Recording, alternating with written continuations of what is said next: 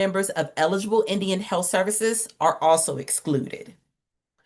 Former foster care youth under age 26 and those currently in foster care are excluded.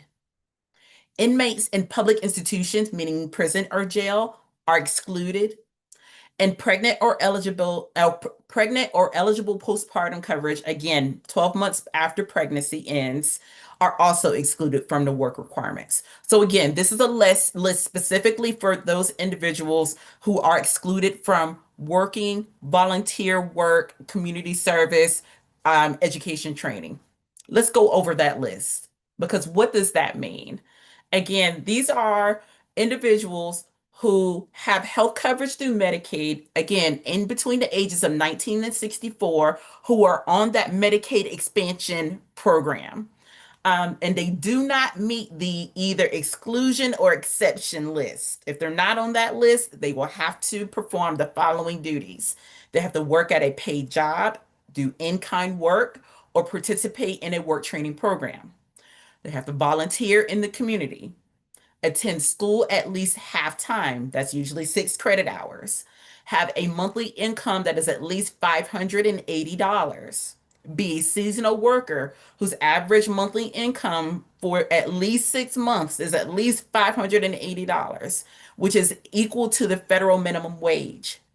And then also to just keep in mind, all of these activities, they can be combined. So if you are working, going to a training program or educational institution, or also, volunteering, all of those hours can be combined to equal up to 80 hours per month.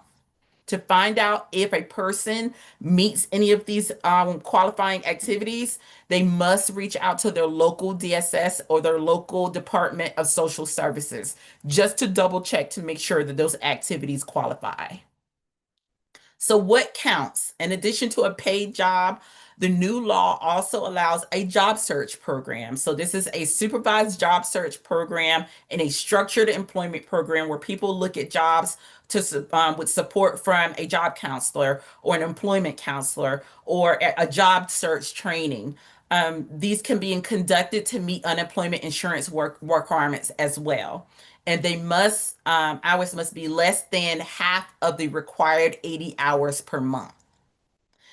I'll be sharing all of this. This slide deck is going to be online. So I know there's many folks that be online that are going to want access to this information. And we're going to make sure that this information is shared in our toolkit. It will be also shared in multiple languages as well.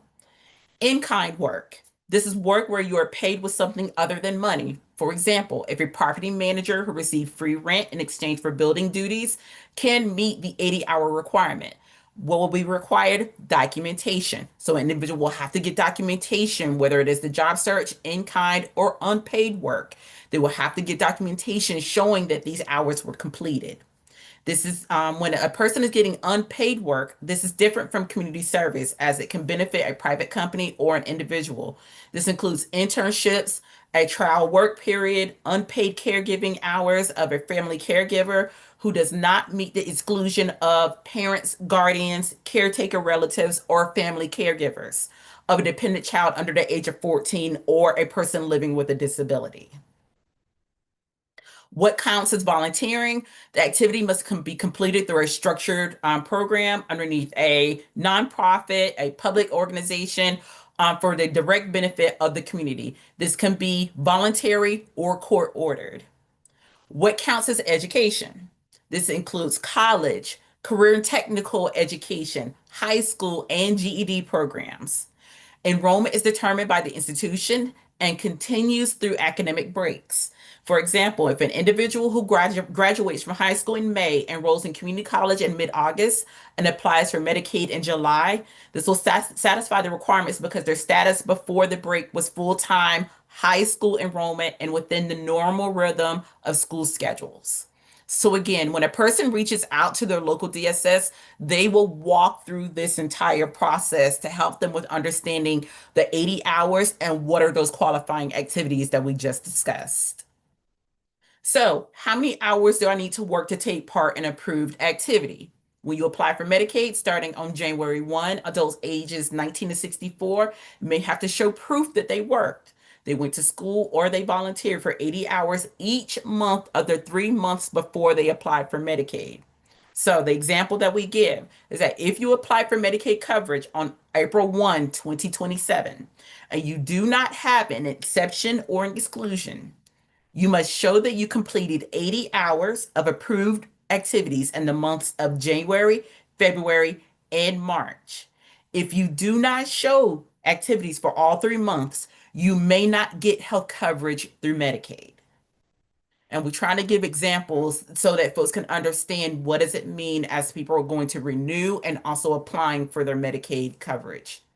So when a person renews for Medicaid, most adults in between the ages of 19 and 64 will need to renew or recertify.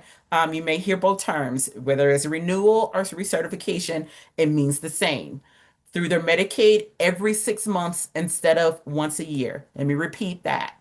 Instead of going in annually, which is once a year, every 12 months, people will now have to renew their Medicaid coverage every 6 months. Even if they meet an exception or an exclusion, every 6 months you will have to reapply. You will have to renew.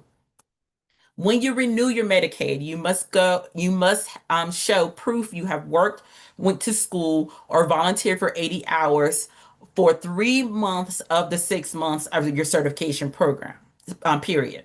So, for example, if Mary's certification period is from January to June and she does not have an exception or